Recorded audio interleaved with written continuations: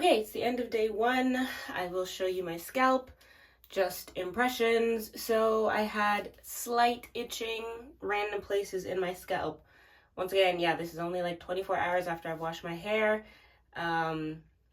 Everywhere I scratched though, I didn't get any sort of debris or anything under my fingernails, so that means my scalp is not yet flaking. It's just itching. I think honestly, for me, this just maybe the constant itching is just a result of my allergies.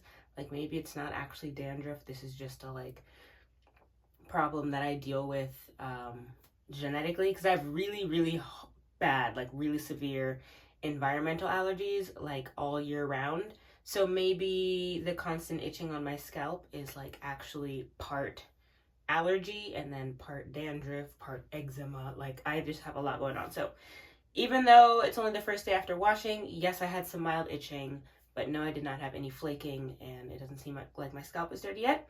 So you can see what that looks like here. So I'll show it to you now.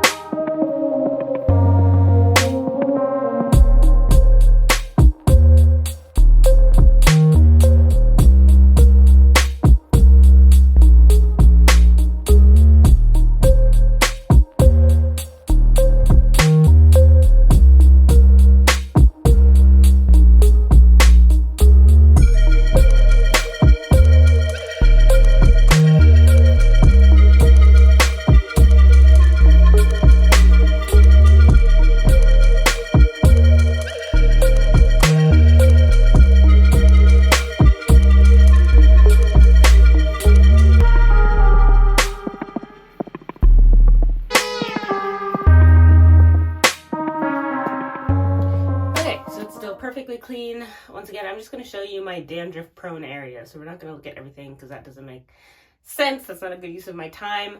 But as I mentioned yesterday, my most dandruff prone, the areas that are the worst for me is this front area, especially where these first two twists are, kind of like this square is like the worst. So we'll just pay attention to that, keep track of that over the course of this experiment. Other things I forgot to mention. So my hair is actually still damp. Once again, it's been about 24 hours since I finished washing my hair. But I put it up in the protective style, so it is still damp. Just for future reference, I'm not sure if that has anything to do with anything, but yeah, so it's still kind of wet.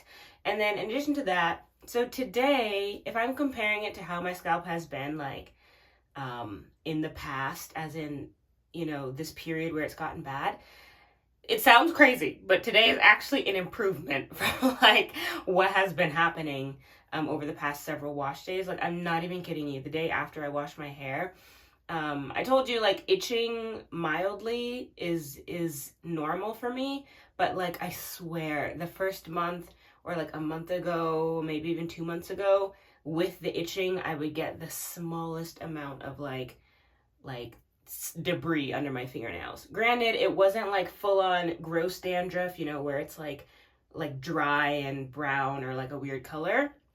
It was really just like white, just a little teeny bit of something under my fingernails on day one. And so like, once again, you know, that could be anything. It could have been product. Maybe I didn't shampoo my scalp super thoroughly before. Maybe I didn't rinse out all of the conditioner. It could have been like product on my scalp.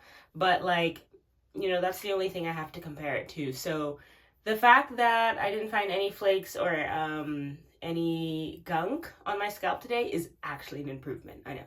Only 24 hours and my scalp is usually like sometimes can be wild in. Like that is the reality. So far so good.